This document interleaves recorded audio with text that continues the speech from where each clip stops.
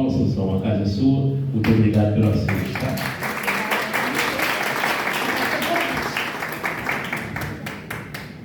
Boa noite a todos.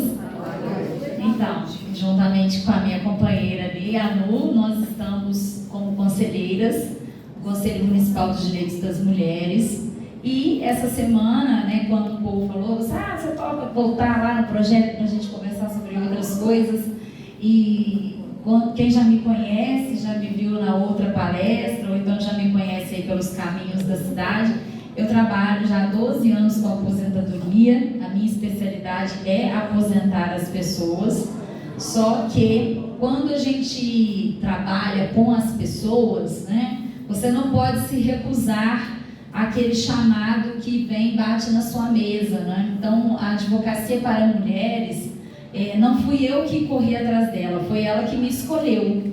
Porque quando a gente atende no escritório famílias para se aposentar, para fazer revisão da aposentadoria, muitas vezes a família, a pessoa que chega na nossa mesa, ela desabafa ali sobre uma família desestruturada, sobre avós e avós que sustentam aquela família, porque, né, tem mãe solo, tem pais ausentes, tem pais que cuidam porque a mãe também não quis ficar com a criança. Tem muitas famílias desestruturadas e aquilo bate à nossa porta. E foi exatamente por conta desses desabafos que chegaram à minha mesa que surgiu essa inquietude que eu falei, não, a advocacia para as mulheres, a advocacia voltada ao direito das mulheres, não é uma questão de ideologia, não é uma questão de bandeira isolada, ela é real. Existe violência, sendo violência doméstica, sendo violência estrutural do sistema, sendo violência do próprio judiciário em relação a nós, quando buscamos apoio do judiciário em muitas coisas. E a gente precisa admitir isso, porque enquanto você não admite isso, a gente vive uma vida de aparências. Muitas vezes eu falo sobre isso quando a gente tem que bater o pé de admitir que nós vivemos numa sociedade racista, que nós só vamos mudar isso se nós admitirmos isso. Se nós fingirmos que não é assim, nós não vamos tomar nenhuma providência para mudar isso.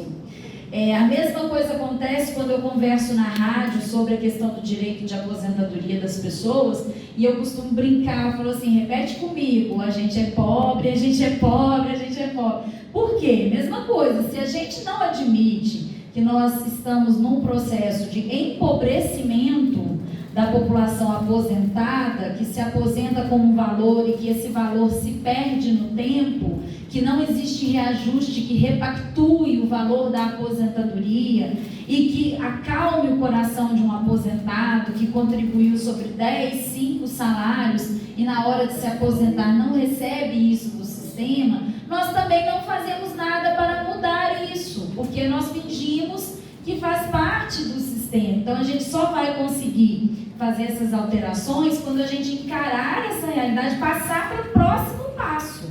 O próximo passo é mudar as coisas, então a gente tem que admitir a nossa realidade. Dentro disso, a nossa realidade aqui hoje, quando o povo me chamou, retornando aí ao convite, eu falei com ele, por que a gente não aproveita para falar alguma coisa sobre o calendário dos 21 dias de ativismo no enfrentamento da violência?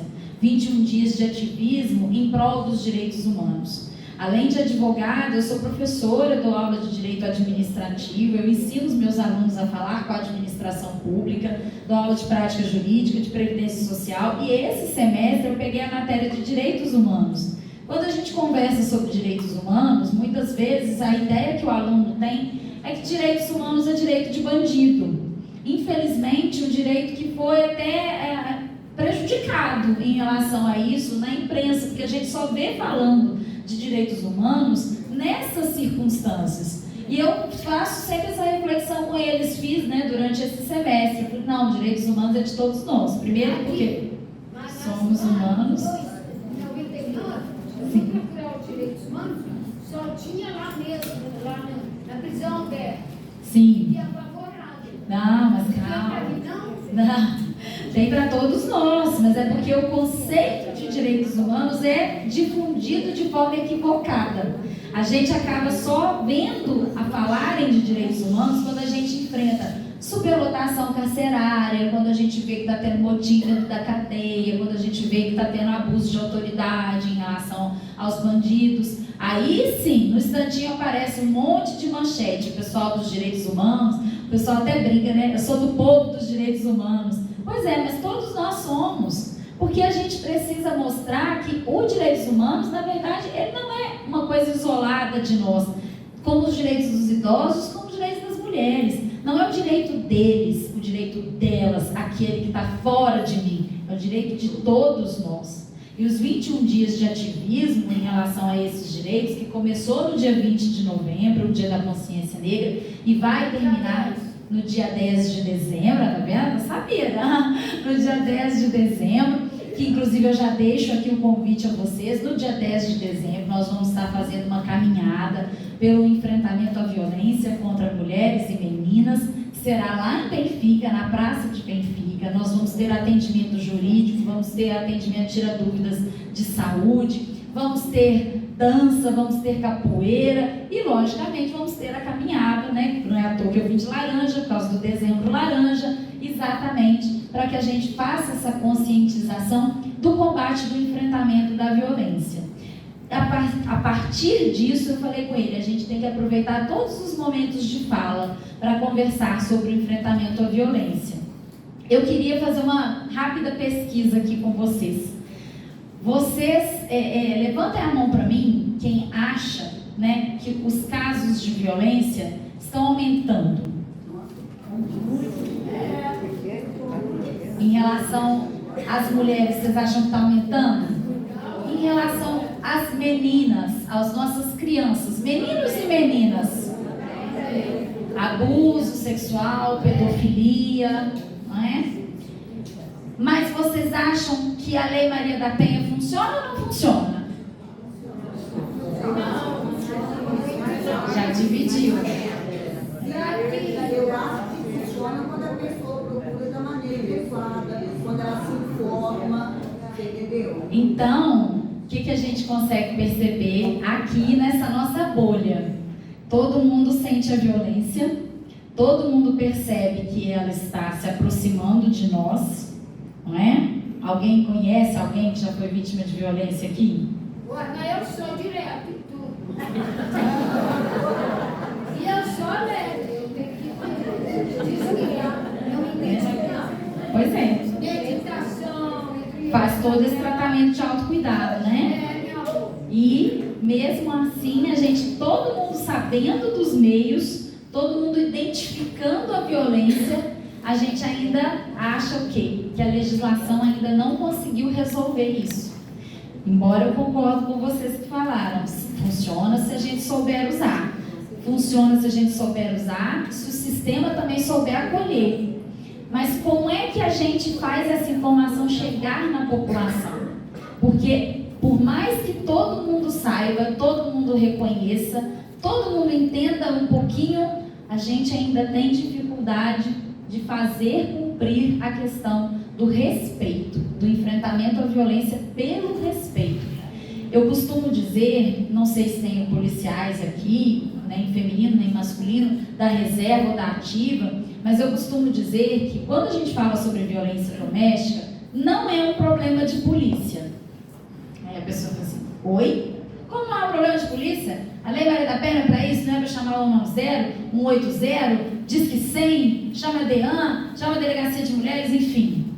Não é um problema de polícia. A gente só vai resolver a violência contra a mulher fazendo mais disso aqui. E para cada um que sair daqui hoje, virar agentes multiplicadores.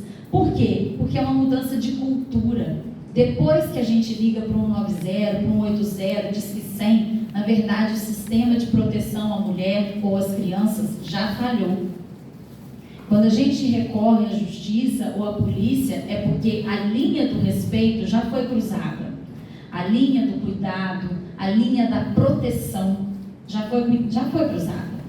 A gente precisa chegar antes. E para a gente chegar antes, a gente precisa de mais situações assim, de conversa, de diálogo, de conhecer sobre a lei. A gente precisa de mais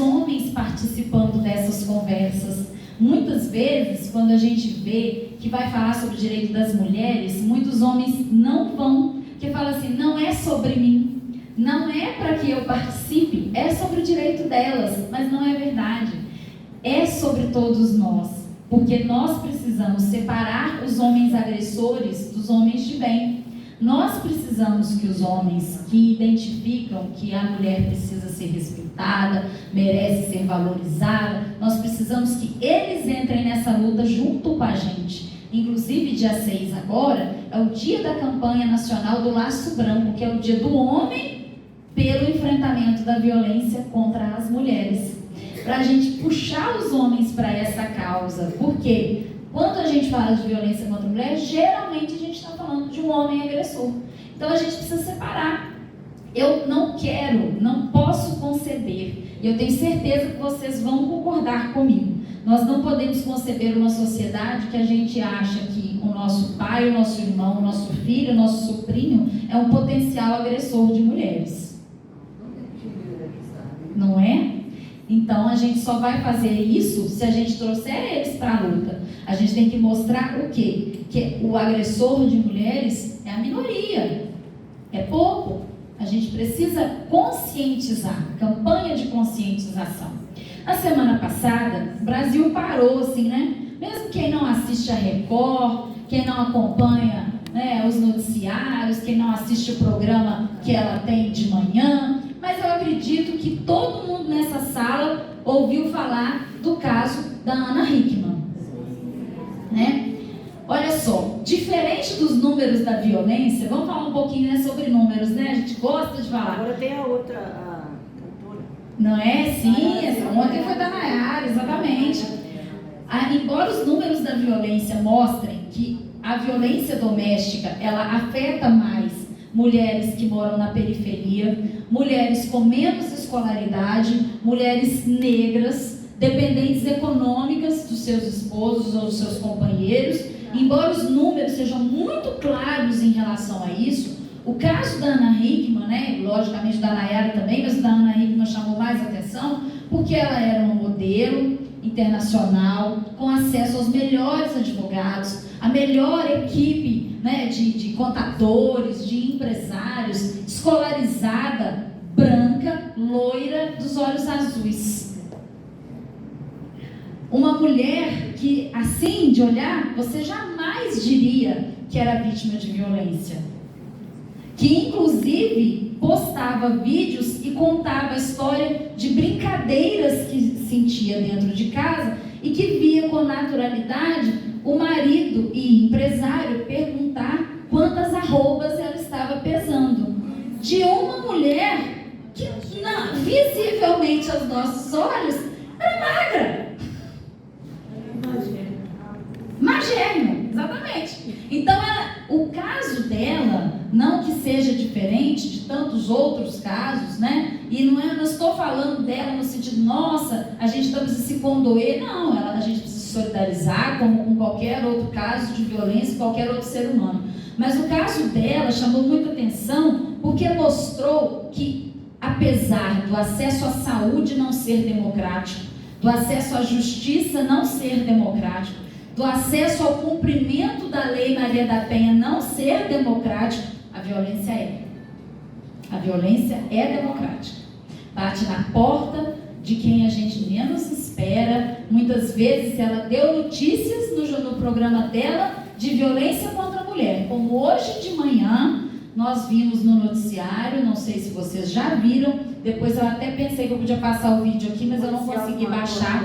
O policial que estava dentro do carro, brigando com a esposa, de 34 anos, mãe de 2 filhos, ela tira ele do carro, ele desfere contra ela vários socos, eles vão para a parte de trás do carro, ele saca a arma, dá 2 tiros nela, entra no carro e vai embora. Depois ele volta, bota ela no carro e leva para o hospital. Mas infelizmente ela já estava morta. Queria sair como herói. Muito difícil, né? Muito difícil. Então você vê que a gente fala, repercute, choca e logo em seguida acontece outro caso que repercute, choca e a gente não para de levar susto em relação à situação da violência doméstica, mas nós precisamos visualizar que muitas das vezes aquela violência ela não começou com o safanão.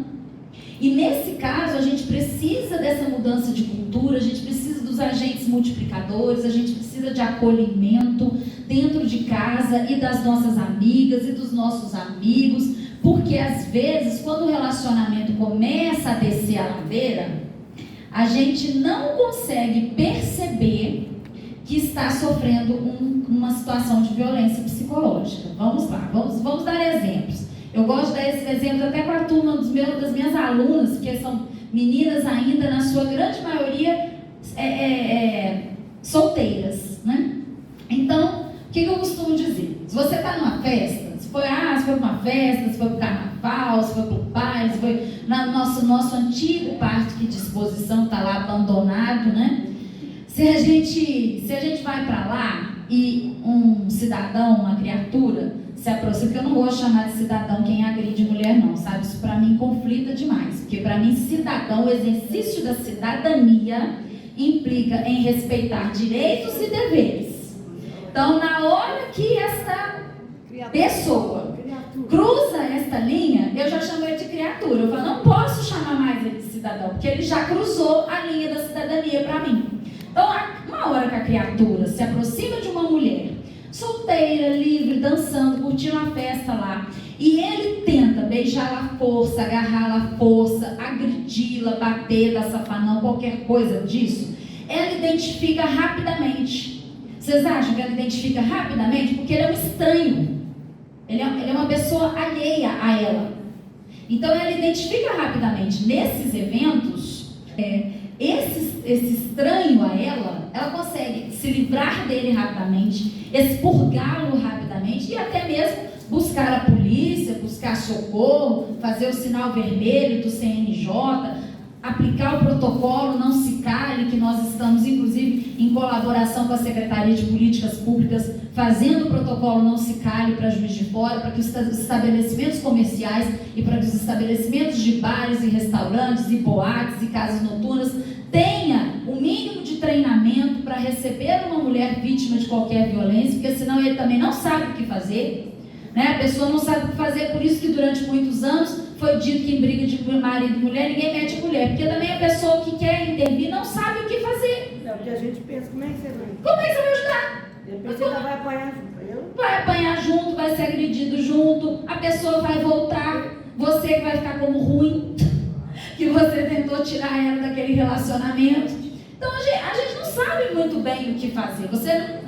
É uma linha muito tênue, assim, eu quero ajudar, mas será que ela quer ajuda? Então é uma linha muito tênue. E aí a gente está lá fazendo, a partir desse protocolo, formas de que todos nós sejamos multiplicadores. Vamos lá. Por quê? Porque esse caso estranho, alheio, essa criatura que chega e tenta forçosamente arrancar um beijo, levá-la a uma importunação sexual ou agredi-la, ela consegue identificar rapidamente. Mas quando a gente está falando de um relacionamento amoroso, não é a mesma coisa. Não é. O relacionamento amoroso acontece vários andares, vários patamares de violência que a mulher não consegue identificar. Se ela identifica, ela não aceita, não acha que é caso para tanto, não vê sendo necessário romper ali aquele relacionamento, e até quando finalmente ela se confessa com alguém, ela troca uma ideia com alguém e fala assim, nossa, fulano está tão rude comigo, me trata tão mal, eu tenho que pedir dinheiro até para comprar uma água, eu tenho clientes lá no escritório que recebem o salário e entregam o cartão para o marido, não vê problema. Eu também não vejo problema, tá, gente? Quando eu falo isso, eu não quero dizer que o núcleo familiar precisa ser da forma que a gente acha que ele precisa ser. O núcleo familiar, os papéis marido e mulher, esposo e esposa dentro do relacionamento, precisam ser combinados entre os dois, desde que haja respeito.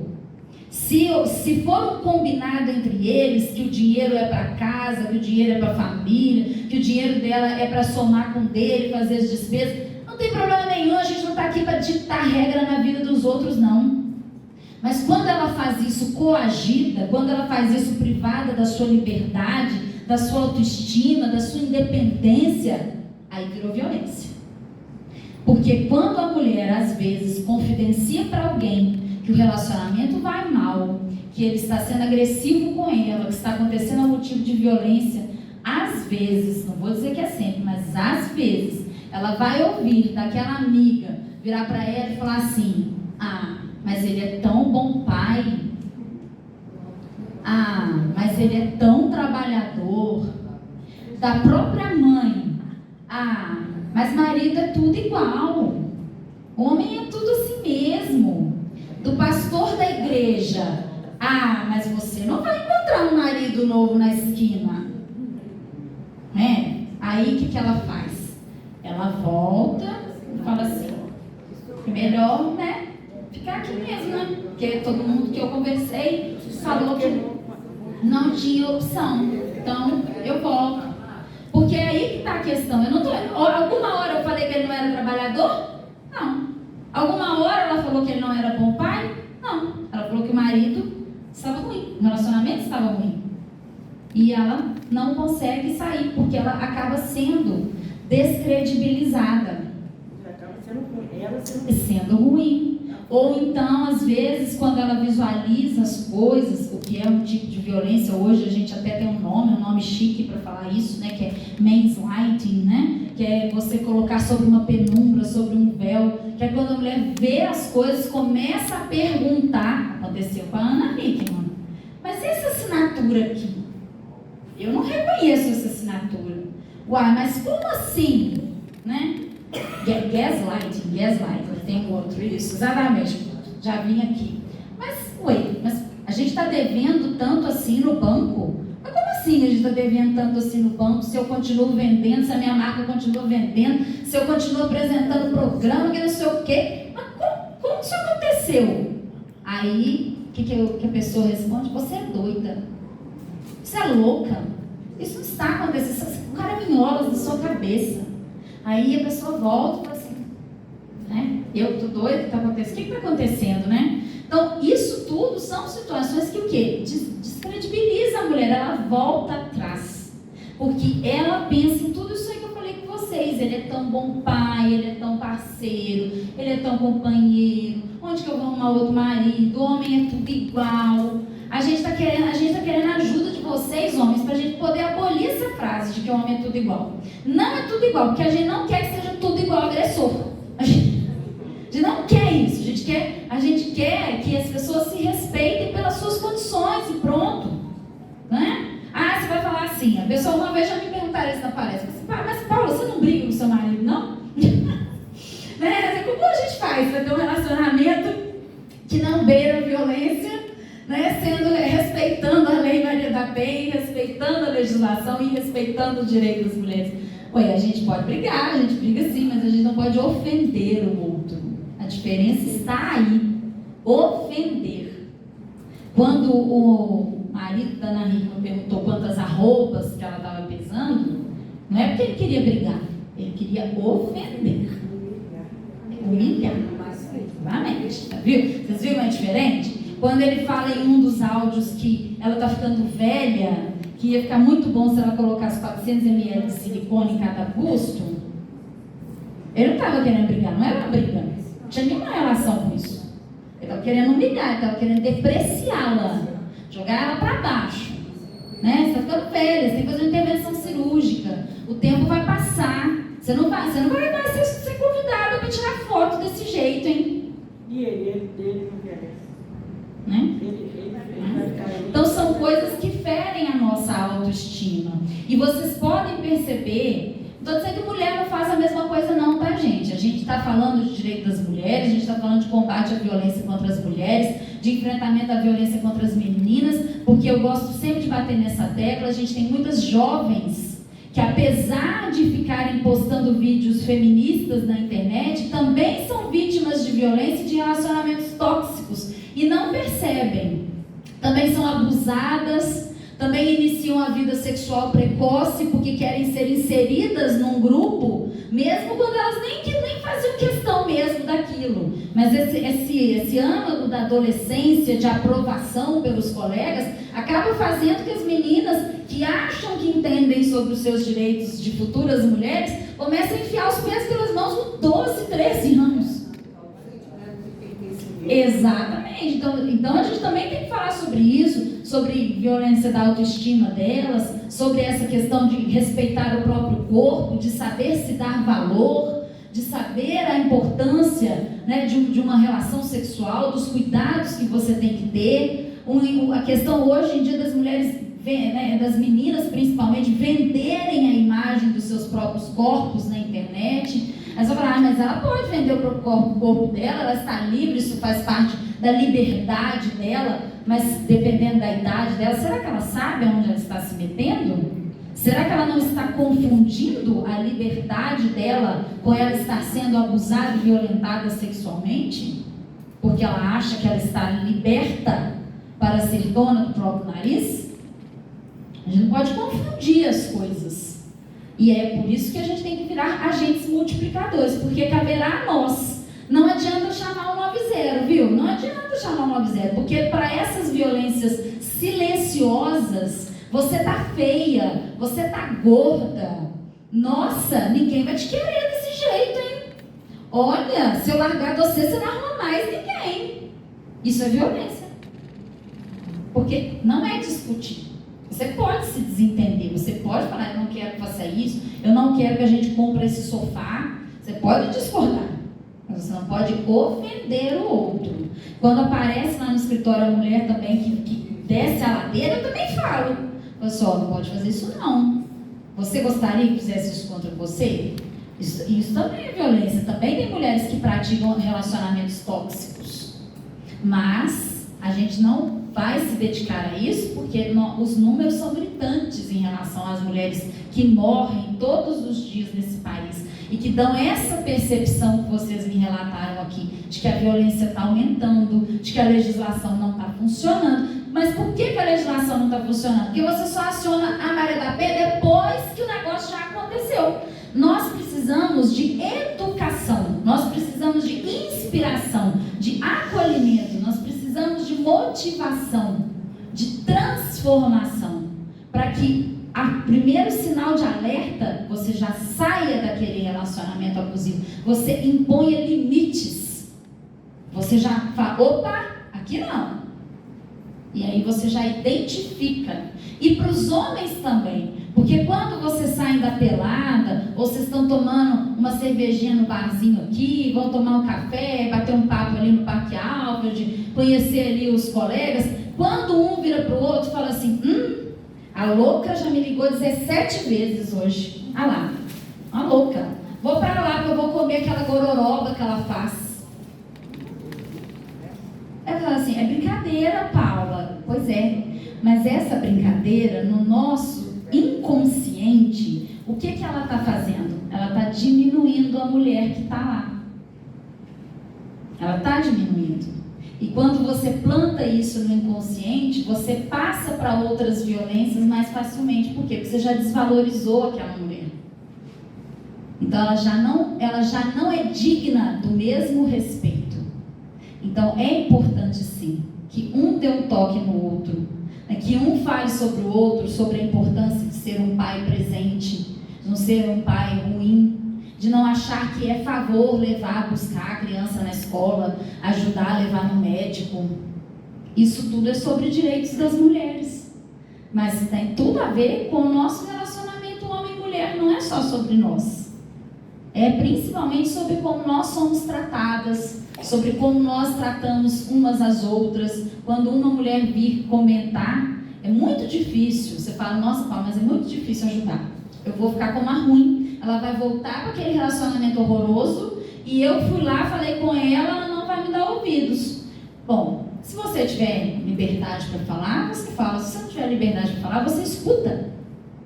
Porque um dia ela vai falar alguma coisa. Um dia ela vai falar.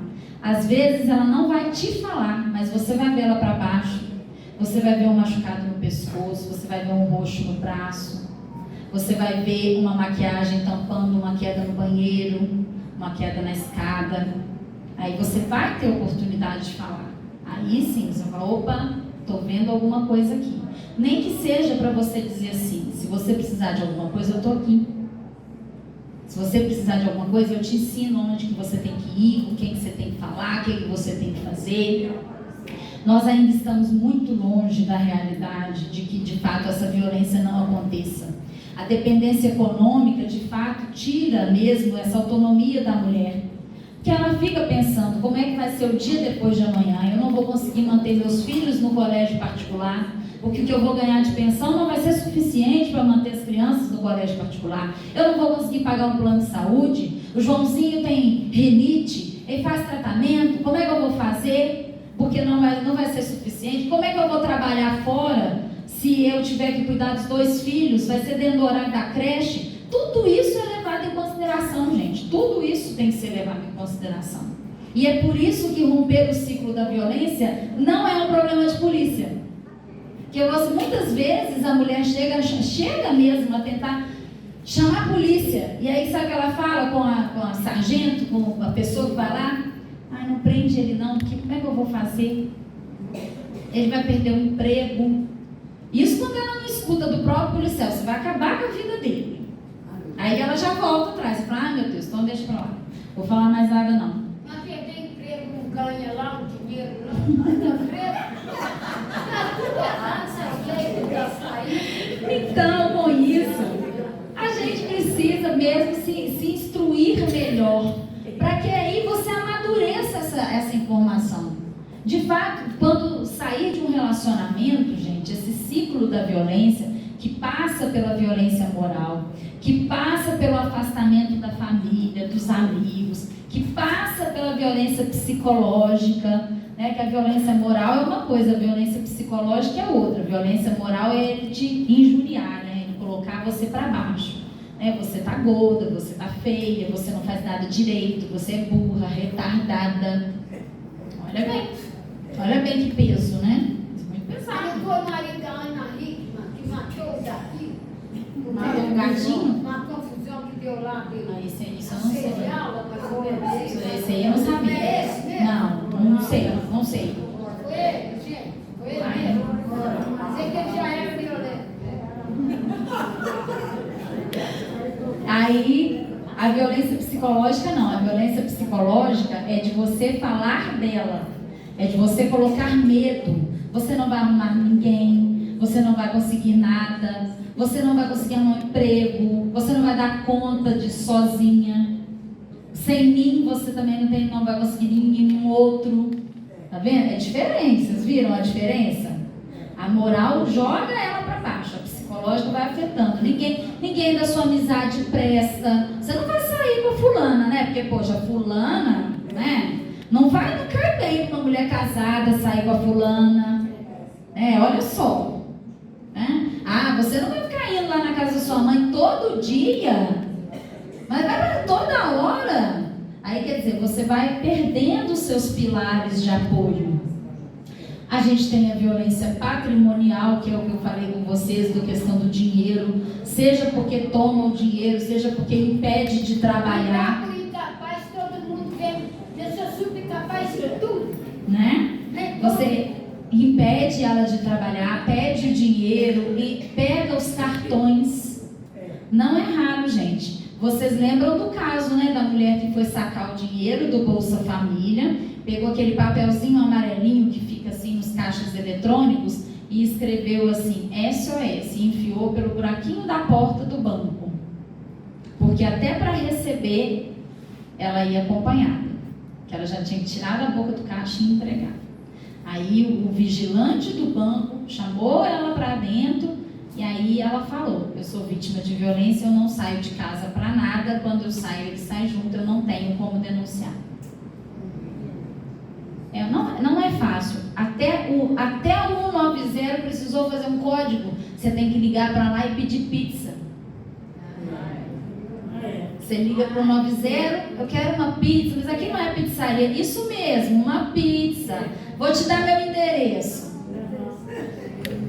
Porque não adianta você estar lá apanhando, sendo colocado em cárcere privado, preso dentro do quarto, no banheiro, amarrado, acorrentado. Você acha que você vai ligar para o 90 e vai falar, nossa, olha, eu acho inclusive que é a Lei Maria da Penha, o artigo 16, o senhor pode vir, tá? Isso aqui vai dar flagrante, o senhor vem tudo direitinho que eu vou instruir aqui como é que vai abrir o processo. Claro que não. A mulher está sendo vítima de violência, ela tem que pegar aquele minuto ali, ó.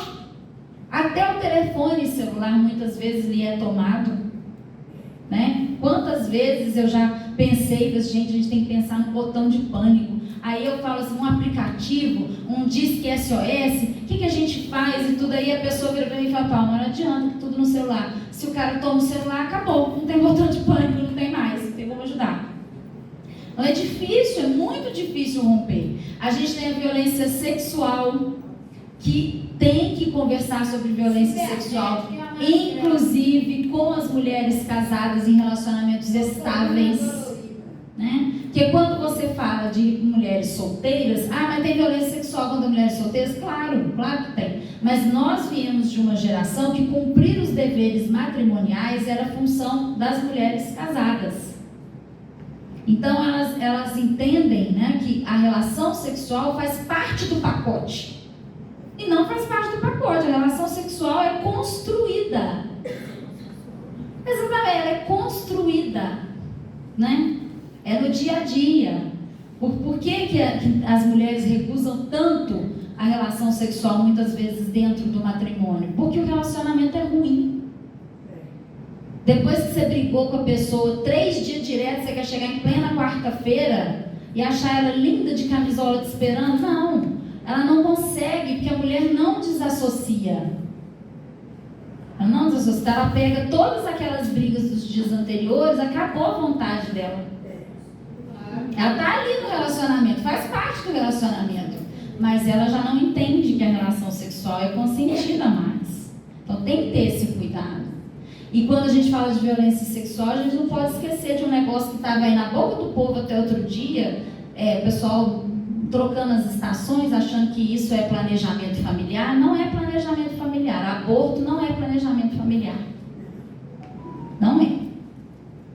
Você pode até falar comigo. Você fala, eu discordo de você, sou a favor do aborto. Tá, mas então não é por causa do planejamento familiar. Planejamento familiar é falar sobre educação sexual, falar sobre métodos anticonceptivos, falar sobre educação para essas meninas, explicarem para ela o poder sobre o próprio corpo, como é que funcionam as relações consentidas e o dever em relação a ter um filho ou não. No planejamento familiar é outra coisa. Então, forçar o aborto, induzir o aborto, obrigar a mulher a abortar é violência sexual. Impedir que ela use anticonceptivos, impedir que ela tome pílula, impedir que ela vá no médico, não colocar a camisinha é violência sexual. Então, é diferente. E aquela que sai na capa do jornal. Mais uma vez eu reitero, porque nós falhamos enquanto sistema. Toda vez que uma mulher apanha, sai na capa do jornal, aparece no noticiário, é porque a gente não conseguiu brecar essa violência em nenhum dos estágios anteriores. Porque dificilmente começa já no safanão, no soco, no tapa na cara, no tiro, na facada. Dificilmente começa assim. Acontece surto que faz isso? Acontece. Mas geralmente aconteceram todas essas outras violências aqui.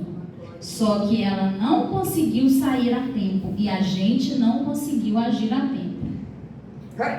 E a gente precisa evitar que mais mulheres morram e que mais meninas sejam violentadas, sejam abusadas, sejam vítimas de pedofilia. E a gente acaba que tem que trazer isso para nós sim. Porque a polícia, ela até faz um bom serviço. A Lei Maria da Penha até funciona. Mas ela não dorme a corda do lado da gente o dia todo, não. O juiz vai lá, despacha, depois ele vai embora para casa, tomar o vinho dele, ficar no ar-condicionado, seguir com a vida, levar o filho na escola, vai vir um recesso forense aí, né, doutora? Vai vir um recesso forense, ele vai embora viajar. Quem vai ficar cuidando das vítimas de violência? Nossos advogados, não é? Os advogados e o sistema. Às vezes o CRAS, às vezes a Casa da Mulher, às vezes uma casa de passagem, às vezes, a família, não vai ficar. A legislação, o juiz não vai lá colocar um guardia do lado dela para ela não ser assassinada, porque ela pediu uma medida protetiva, porque o papel na frente do agressor não ajuda. Não adianta. O papel, a medida protetiva salva vidas, mas sozinha ela não faz escudo, não. Depende do resto do sistema também. Exatamente.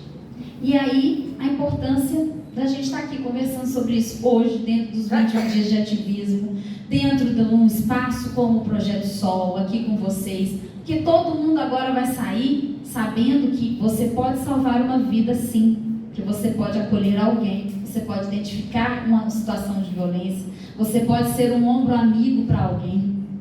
Você vai falar, eu vou levar a mulher para minha casa? Não, mas você vai mostrar para ela todos os caminhos. Às vezes você vai ajudar, às vezes você vai pedir um Uber para ela. Gente, eu já ajudei uma mulher a ir para a rodoviária, que ela estava fugindo do marido.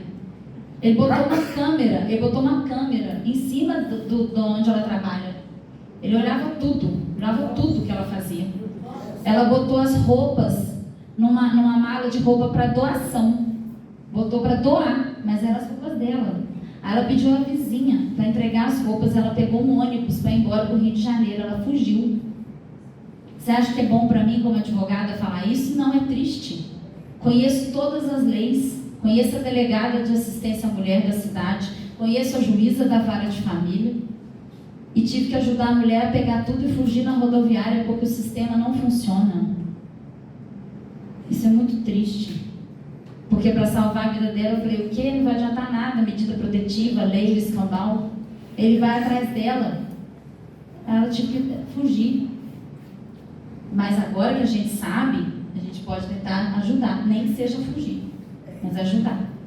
Eu vou agradecer mais uma vez o convite do POM, agradecer a vocês que assistiram. Para muita gente eu entreguei um panfletinho sobre os direitos das mulheres, para que a gente converse mais sobre isso, porque mulheres são diferentes de homens, não são melhores nem piores, são diferentes. São diferentes, são necessidades diferentes, nós temos hormônios diferentes, nós temos biotipo diferente, nós temos uma forma de pensar o mundo diferente. E para os homens eu entreguei também uma lembrancinha do Novembro Azul, que acabou outro dia, né? Mas é porque câncer de próstata é um câncer que pode ser descoberto cedo, pode ser tratado, pode ser evitado e a gente pode fazer a diferença. Então, é diferente, tá vendo? É diferente dos homens, é diferente das mulheres, mas todos eles são especiais. Muito obrigada pelo convite. Todo mundo convidado, hein? Dia 10 tem caminhada. Obrigada, gente.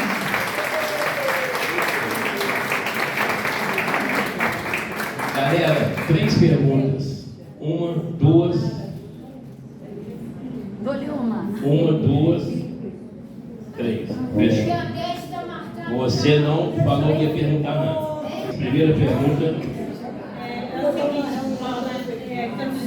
Eu vi uma reportagem que agora tem um aplicativo no celular que os meninos andam tirando a roupa das meninas e passando. Uma inteligência artificial. E isso é absurdo, porque imagina uma adolescente se ver nua passando na escola.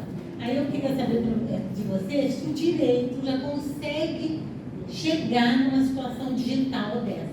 Se ele consegue proteger a menina. O que acontece? Sim. Aqui em Juiz de Fora, nós somos uma cidade que tem um porte médio grande, né? Nós somos uma das 15 cidades em todo o estado de Minas Gerais, com suas lindas 853 cidades. Juiz de Fora é uma das 15 que tem uma delegacia de atendimento especializado à mulher, porque não é uma realidade de todas as cidades ter uma delegacia especializada em direito das mulheres, mas nós não temos uma delegacia de crimes cibernéticos. Nós temos a delegacia, né, que faz o atendimento e manda para o departamento de investigação de crimes digitais. Por que eu estou falando isso? Porque a inteligência artificial, como tudo, né, como a própria internet, ela nos abriu as janelas do mundo. Mas ela acabou também trazendo essas possibilidades. No Brasil já é crime. Sim, já é crime a utilização da inteligência artificial para mudar. E ainda que não fosse pela questão da nudez, você poderia colocar como cyberbullying. O cyberbullying é você expor a mulher, no caso qualquer uma, mas especificamente as meninas, você expor alguém à situação de constrangimento em meios digitais. Então são as fotos, é vídeo, grupinho de WhatsApp para fazer zoação daquela pessoa, humilhação, os próprios apelidos, né, hoje em dia são considerados bullying. Então sim, existe tipificação, existe investigação e existe como descobrir, porque você consegue rastrear a partir de algumas informações o IP do aparelho que fez as montagens, mas é logicamente que precisa de ter as investigações. Muitas dessas violências, gente, não aparecem nas estatísticas porque são subnotificadas, porque você não vai falar que é vítima de violência, você não vai denunciar. Uma jovem que passa por essa humilhação na escola, o que os pais correm e fazem? Trocam de escola. Muitas vezes eles não vão fazer a denúncia, não vão fazer um boletim de ocorrência. Por quê? Porque ela vai ser revitimizada, que ela vai ter que explicar para Deus e o mundo o que aconteceu e ela vai acabar sendo traumatizada pela violência que foi causada. Então a gente tem que agir mesmo, porque se a gente não se preocupa com isso, os criminosos, então, esses aí que eles vão correr solto. A caminhada eu estou aqui na dúvida dessa licença maternidade. Mulheres desempregadas têm direito à licença? Sim. Vamos lá, licença maternidade. Quando ela está de carteira de trabalho assinada, quem arca com a licença maternidade é o patrão. Aí você vai falar, mas não é o INSS? Não, ele faz compensação previdenciária, ele faz o pagamento da licença maternidade, depois ele desconta isso em tributos previdenciários que ele haveria de pagar. Então a licença maternidade sai direto da empresa. Quando ela está autônoma ou desempregada, ela tem direito à licença, sim, desde que ela cumpra o requisito de ter qualidade de segurada.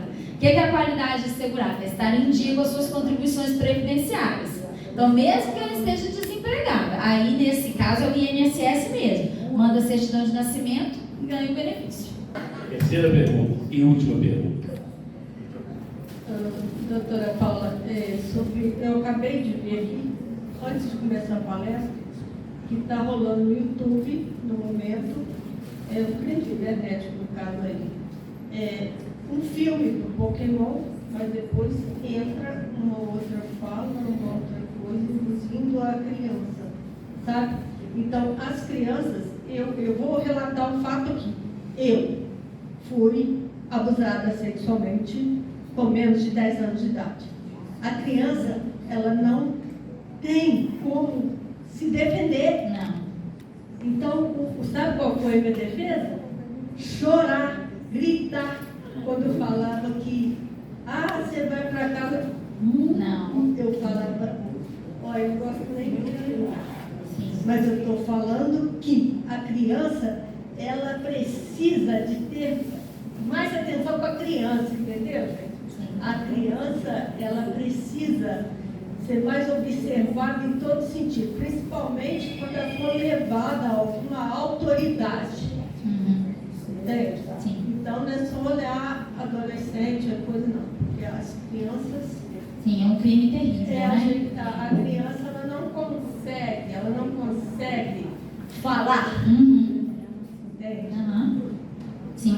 Em relação a abuso infantil, nós temos uma campanha que é o Maio Laranja, que é especificamente em relação à proteção infantil. Isso que você está falando, você tem toda a razão, porque como que a gente pode perceber uma situação de abuso? Eu fico triste de dar essas dicas, sabe, gente? Porque, como eu falo, enquanto cidadã, é muito perverso você ter que conversar com a sua criança de 4 anos, para falar que ela tem que ter cuidado com alguém, adulto ou não, colocando a mão nas partes íntimas dela. Que ela tem que se preocupar se o professor na escolinha ou a professora na escolinha tocá-la de maneira diferente.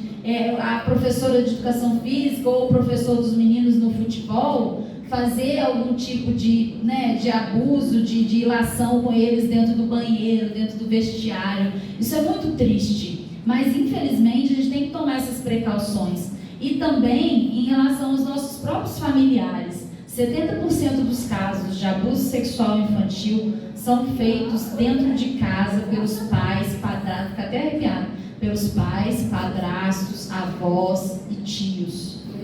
Isso é muito triste, isso é nojento, diga-se de passagem. Isso é nojento, não tem explicação. Não, eu não falo que é doença, porque não é doença, é mau caratismo, é crime. Não é doença. No Brasil está uma moda que agora você é pego roubando, você é doente. Você mata, você é doente. Você espanca a procuradora lá, olha, ele tem bipolaridade. Desvia, não tem não.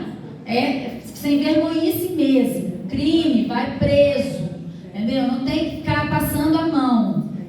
Porque, então vou ter que começar a gente, ao invés de tirar carteira e fazer aquele teste psicotécnico lá, frajudo, que a gente nunca entende direito, o que a gente tem que fazer, setinha para um lado, setinha para o outro, a pessoa fala que a gente tá boa para dirigir. A gente vai ter que fazer psicotécnico agora também para o cidadão viver. Mas espera aí, deixa eu testar se você tá bom das suas faculdades mentais, porque se você matar alguém, eu posso te penalizar ou não. Isso não existe. Isso não existe. Nós estamos indo na contramão das coisas. Entendeu? É crime, é perverso, é nojento.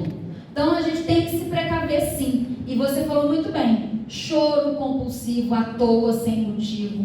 Falta de apetite. Sono difícil.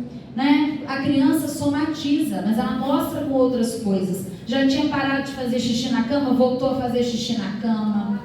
Né? Exatamente, porque aí você percebe que alguma coisa não está bem, parou de comer ou está comendo loucamente, né? Colocou uma compulsão alimentar. Logicamente, né? Aqueles casos mais terríveis que eu já tive no escritório, ardência na genitália, candidíase. Tem cabimento uma criança de 4 anos aparecer com diagnóstico de candidíase? Não tem cabimento. Então, acontecer qualquer coisa do tipo, opa, sinal de alerta, alguma coisa está acontecendo. Infelizmente, a gente tem que começar a rastrear dentro de casa. Infelizmente, mas é como eu disse, eu fico triste enquanto cidadã, mas a gente tem que dar esses alertas porque as nossas crianças não sabem verbalizar. E às vezes elas acham que é carinho. Às vezes acontece o abuso no banho, acontece o abuso no colo, acontece o abuso na brincadeira e a criança é ensinada de que aquilo é carinho. Ela não fala, ela não denuncia, ela cresce e ela cresce com a sensação de sexualização e sensualização distópica, porque ela entendeu que aquilo era carinho lá atrás. Então a gente tem que ficar alerta mesmo. É uma pena, é uma sociedade doente? E a gente está aqui aprendendo para a gente poder separar o joio do trigo. Homens bons separarem dos agressores. Homens bons, mulheres boas, atentas às suas crianças, separarem os pedófilos dos abusadores. É só assim que a gente vai poder mudar isso. E a loucura. Muito obrigado mais uma vez.